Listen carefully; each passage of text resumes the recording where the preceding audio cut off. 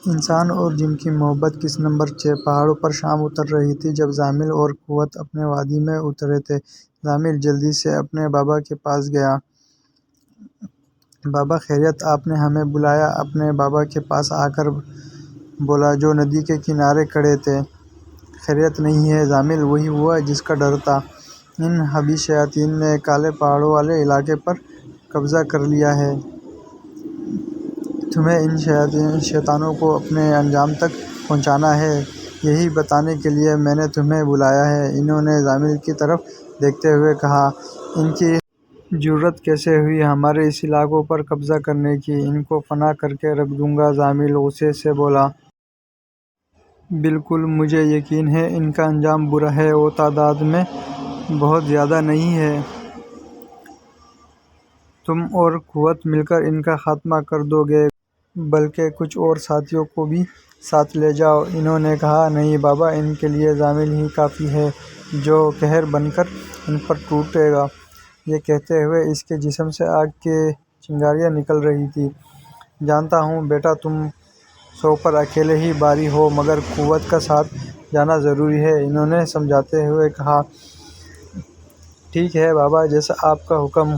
وقت کم ہے، اس سے پہلے وہ مزید کوئی کارروائی کریں، ہمیں ان کو جہنم رسید کرنا ہے۔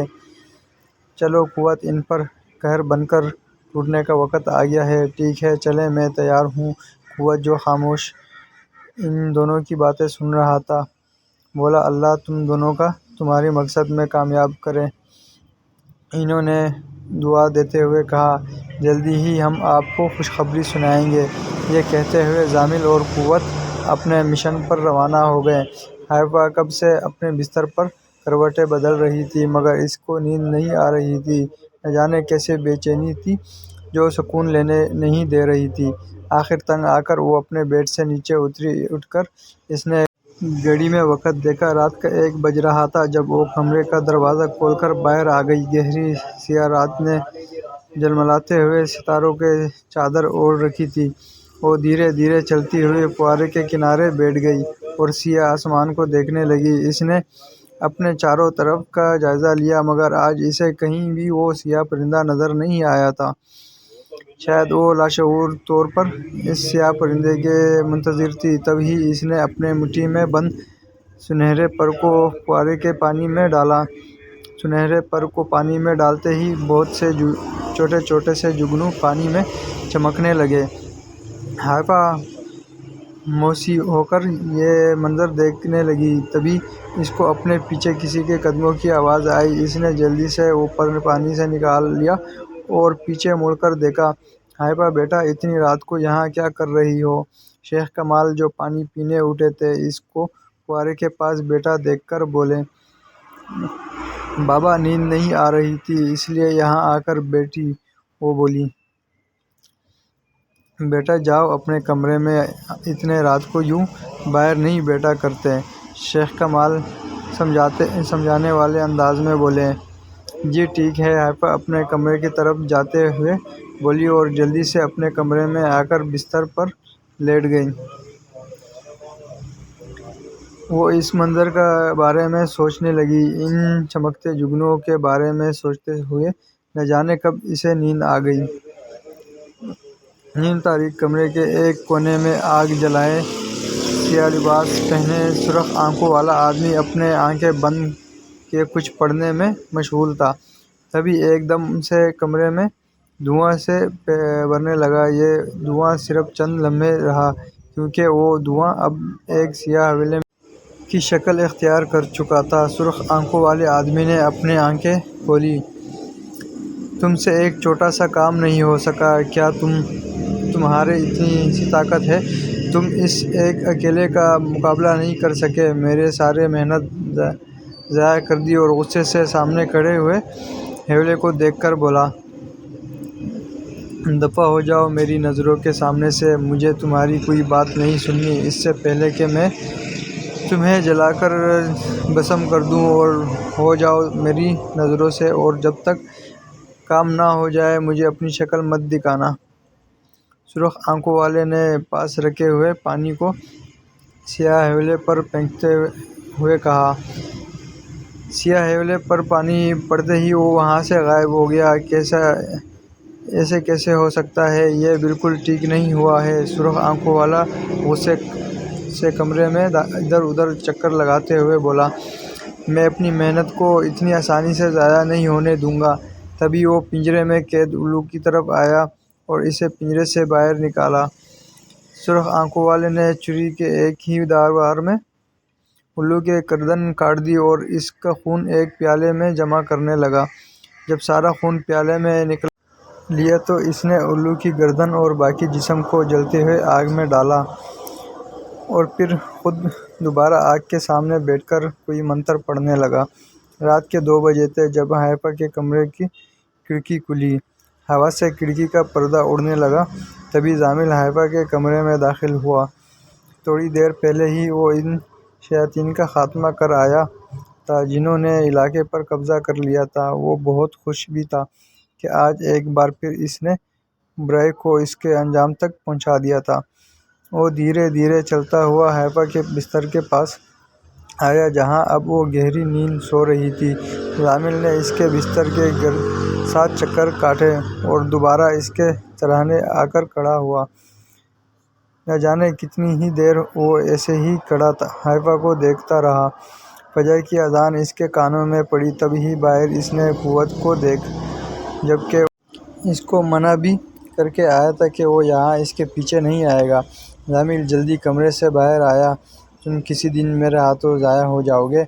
جب میں نے منع کیا تھا کہ میرے پیچھے نہیں آیا کرو تو کیوں آئے ہو؟ چین نہیں ہے کہیں تم کو؟ ضامل نے قوت کو گھورتے ہوئے کہا۔ نہیں، اور نہ ہی منع ہوں گا۔ تمہیں کسی بھی غلط راستے پر جانے نہیں دوں گا۔ اس نے کہا۔ کون سا غلط راستہ؟ کیسا غلط راستہ؟ تمہارا دماغ خراب ہے؟ ضامل نے قوت کی طرف بڑھتے ہوئے کہا۔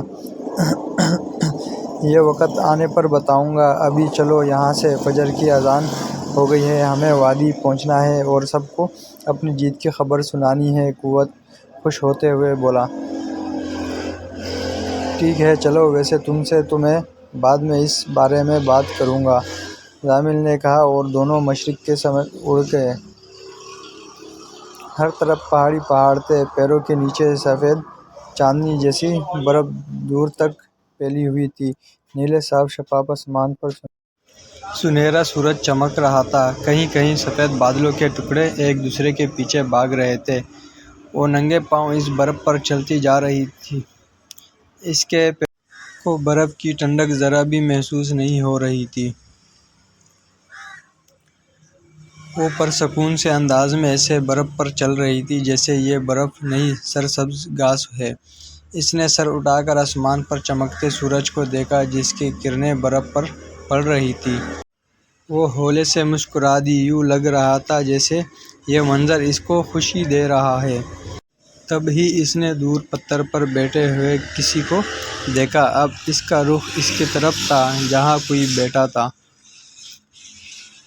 وہ جیسے جیسے پتھر کی طرف بڑھ رہی تھی، اس کے پیروں کے نیچے برف کی ٹھنڈک کی جگہ آگ کی تپش نے لے لی تھی۔ اس پتھر کے قریب پہنچنے تک آگ کی تپش اس کے لیے ناقابل برداشت ہو رہی تھی۔ اس نے آگ کی تپش کو برداشت کرتے ہوئے پتھر کی طرف دیکھا جہاں وہ سیاہ پرندہ بیٹھا تھا۔ اس نے سیاہ پرندے کے نزدیک جانے کے لیے جیسے ہی ایک قدم اور بڑھایا تو ایک آگ کا گولا اس کے اور سیاہ درمیان حائل ہو گیا۔ وہ مزید آگ کی تپش برداشت نہ کر سکی اور بے ہوش ہو گئی۔ ہائپا نے آنکھیں کھولتے ہی سب سے پہلے اپنے پیروں کی طرف دیکھا۔ اس سے ابھی بھی اپنے پیروں کے نیچے آگ کی تپش محسوس ہو رہی تھی۔ اس نے جلدی سے واش روم میں جا کر اپنے پیروں پر پانی ڈالا۔ اسے یوں لگا جیسے جلتی ہوئی آگ پر کسی نے پانی ڈال دیا ہو۔ ہائپا جو فجر کی نماز کے بعد سو گئی تھی، اس خواب نے اس کو جگا دیا تھا۔ ہائپا دوبارہ اپنے بستر پر آ کر بیٹھ گئی۔ وہ اب خوابوں سے پریشان ہونے لگی تھی۔ آخر ان خوابوں کا کیا حقیقت تھی، وہ خود سے الجھنے لگی تھی۔ ارے آپی اٹھ گئی، چلیں ناشتہ کرتے ہیں، بہت سے کام کرنے ہیں، شام کی تقریب میں جانے کی تیاری بھی کرنی ہے۔ آشو اس کا ہاتھ پکڑ کر اسے اٹھاتے ہوئے بولی۔ کیا آشو تنگ نہیں کرو، میرے سر میں درد ہے اور ویسے بھی ابھی شام میں بہت وقت ہے، حائفہ نے کہا۔ جی نہیں، مجھے کوئی بات نہیں سننی، اٹھیں، ابھی کپڑے سلیکٹ کرنے ہیں، میں نے فیشل کرنا ہے، بال سیٹ کرنے ہیں اور آشو نکاح تمہارا نہیں ہے۔ اس سے پہلے آشو مزید کچھ بولتی، حائفہ نے بستر سے اٹھتے ہوئے کہا، اس میں نکاح والی کیا بات ہے، میں سب سے اچھی لگوں یہ میرا حق ہے، اب ہر کوئی آپ جیسا حسین تھوڑی ہے، ویسے آپ ہی ہو سکتا ہے کوئی ہینڈسم لڑکا آپ کو پسند کر لے، آپ کی شادی ہو کتنا مزہ آئے گا، آشو نے ہنستے ہوئے کہا۔ توبہ ہے آشو، تمہارے دماغ میں بھی کیا کیا خیالات آتے رہتے ہیں، چلو امی پکار رہی ہے، حائفہ نے کہا۔ شام ڈھلتے ہی شیخ کمال کی فیملی نکاح پر جانے کی تیاری کرنے میں مصروف ہو گئی۔ حائفہ نے اورنج اور میرون کلر کا کمبینیشن والا خوبصورت جوڑا پہن رکھا تھا۔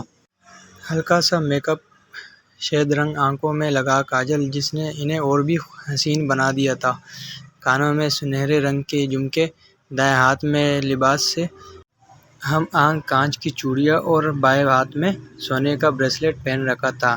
حائفہ کم ہی ایسے تیار ہوا کرتی تھی، وہ اپنے لمبے بالوں میں برش کر رہی تھی جب آشو کمرے میں آئی۔